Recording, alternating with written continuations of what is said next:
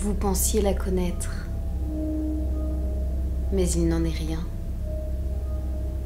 Oubliez tout ce que vous savez.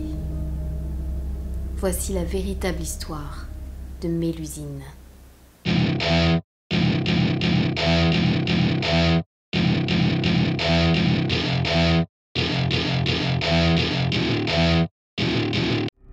Il est des contrées éloignées, des endroits au creux des bois. C'est ici que notre récit commence. Il existe dans la forêt de l'Ermitain un lieu magique. Il y a de nombreuses, très nombreuses années de cela, 4 femmes se donnèrent rendez-vous. Elles étaient connues du village, mais personne ne pouvait savoir qui elles étaient vraiment. L'une d'elles était la châtelaine du domaine le plus proche. Elle était avant tout la femme du seigneur de Chambrille. Elle restait à sa place, comme la bienséance de l'époque l'exigeait. Mais sous ses airs effacés, elle ne perdait rien des affaires de son époux. Ce dernier rachetait des châteaux en ruine pour les revendre à prix d'or. La pierre, il n'avait que ce mot à la bouche. La dame n'en pouvait plus de vivre sous le joug de son mari, prisonnière de sa condition de femme.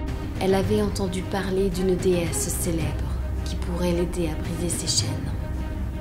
Bien des gens pensaient que c'était une légende, mais elle y croyait dur comme fer. Pour la rencontrer, il fallait se rendre à plusieurs lieues de chez elle. C'est ainsi qu'elle fut admise dans la caste, dans la mafia de Mélusine. Sa mission, rassembler le plus d'argent pour permettre à Mélusine de bâtir un somptueux château, pour que toutes puissent y vivre librement. Chaque samedi, elles se rassemblaient ainsi pour partager leurs gains. Elles devaient ruser, et sur les bons conseils de la fée Mélusine, elle confectionnait un puissant somnifère pour endormir son mari. Elle pouvait ensuite partir librement. Mais un jour, soupçonnant quelque chose, le seigneur de Chambrille fit semblant de boire et décida de la suivre. Lorsqu'il découvrit l'affaire, il ne put réprimer sa colère. Les autres femmes de la caste s'enfuirent. Tout alla très vite. Mélusine prit peur et usa soudainement de son pouvoir, celui de transformer les gens en pierre. Mais la dame s'interposa et reçut le sort à sa place. Il est depuis possible d'observer une étrange pierre levée à la silhouette de femme. Au fil des ans, les histoires ont évolué et beaucoup ont pensé à une histoire d'amour qui aurait mal tourné.